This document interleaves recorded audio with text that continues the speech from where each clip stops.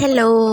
അപ്പോൾ കുട്ടികൾക്കൊക്കെ വളരെ ഇഷ്ടമുള്ള, അതുപോലെ തന്നെ വലിയവർക്കും വളരെ ഇഷ്ടമുള്ള നമ്മുടെ ലേസിൻ്റെ ഒരു റെസിപ്പി ആയിട്ടാണ് വന്നിരിക്കുന്നത്. വളരെ പെട്ടെന്ന് നമുക്ക് ചെയ്തെടുക്കാൻ പറ്റും. വേറെ ഒരു ഇൻഗ്രീഡിയൻസും നമ്മളിത് ചേർക്കുന്നില്ല. അപ്പോൾ നമുക്ക് വീഡിയോയിലേക്ക് പോകാം. അതിനു മുന്നേ ലൈറ്റിൻ്റെ ചെറിയൊരു പ്രശ്നമുണ്ട് കേട്ടോ. അപ്പോൾ അതിന് വേണ്ടിയിട്ട് നിങ്ങൾക്ക് ആവശ്യമുള്ള അത്ര ഉരുളക്കിഴങ്ങ് എടുക്കുക.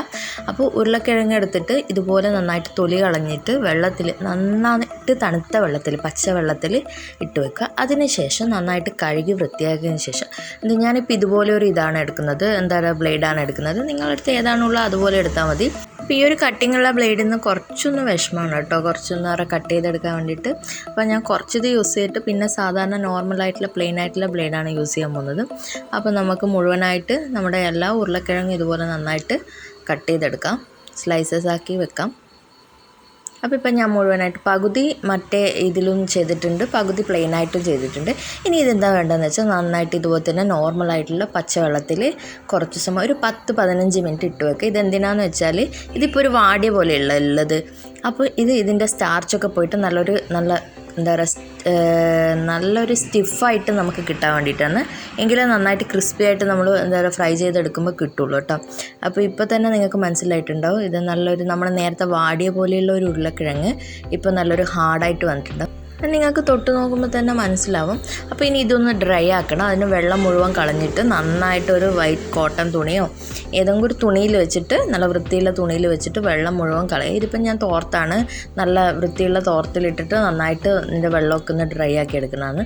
ടിഷ്യൂ പേപ്പറിലിട്ടിട്ട് ചെയ്യാതിരിക്കുന്ന നല്ലത്. കാരണം വെച്ചാൽ ടിഷ്യൂവിൻ്റെ നമ്മൾ കുറച്ച് നനഞ്ഞതാകുമ്പോൾ ടിഷ്യൂവിൻ്റെ പേപ്പറിൻ്റെ അംശമൊക്കെ ഇതിൻ്റെ അകത്തേക്ക് ഒട്ടിപ്പിടിക്കാനുള്ള ചാൻസ് ഉണ്ട്. അതുകൊണ്ട് കഴിയുന്നത് തുണിയിൽ വെച്ചിട്ട് ഡ്രൈ ആക്കുന്നതായിരിക്കും നല്ലത്. അപ്പോൾ നമ്മുടെ എണ്ണ ചൂടായിട്ടുണ്ട്. ഇനി ഡ്രൈ ആയ പൊട്ടറ്റോസ്, ഉരുളക്കിഴങ്ങ് നമുക്ക് നേരെ എണ്ണയിലേക്ക് ഇട്ട് കൊടുത്താൽ മാത്രം മതി. മീഡിയം ഫ്ലെയിമിലിട്ടിട്ട് വേണം ഫ്രൈ ചെയ്യാൻ വേണ്ടിയിട്ട്.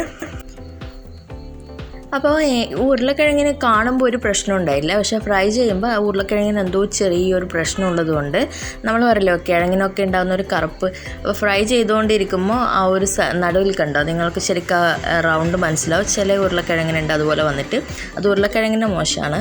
അപ്പോൾ കരിയാതെ, അധികം കളർ ചേഞ്ച് ആവാതെ, കുറച്ചൊക്കെ എന്തായാലും കളർ ചേഞ്ച് ആവും, അധികം കളർ ചേഞ്ച് ചെയ്യാതെ നന്നായിട്ട് ഫ്രൈ ചെയ്തെടുക്കുക.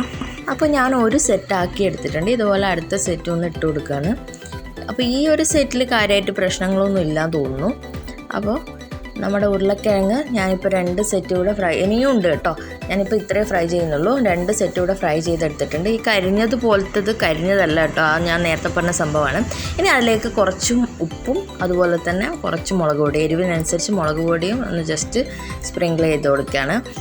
ഇനി നിങ്ങൾക്ക് ടൊമാറ്റോ പൗഡർ ഉണ്ടെന്നുണ്ടെങ്കിൽ അതും ആഡ് ചെയ്ത് കൊടുക്കാം, ഞാൻ ചേർക്കുന്നില്ല. അപ്പോൾ ഇതും കൂടെ ഒന്ന് നന്നായിട്ട് മിക്സ് ചെയ്തെടുത്തതിന് ശേഷം ഇനിയൊന്നും വേണ്ട, നേരെ നമുക്ക് കഴിക്കാവുന്നതാണ്. അപ്പോൾ നല്ല ക്രിസ്പി ആയിട്ടുള്ള പൊട്ടറ്റോസ് തന്നെയാണ്, നല്ല ലേസ് തന്നെയാണ് നമുക്ക് കിട്ടിയിട്ടുള്ളത്.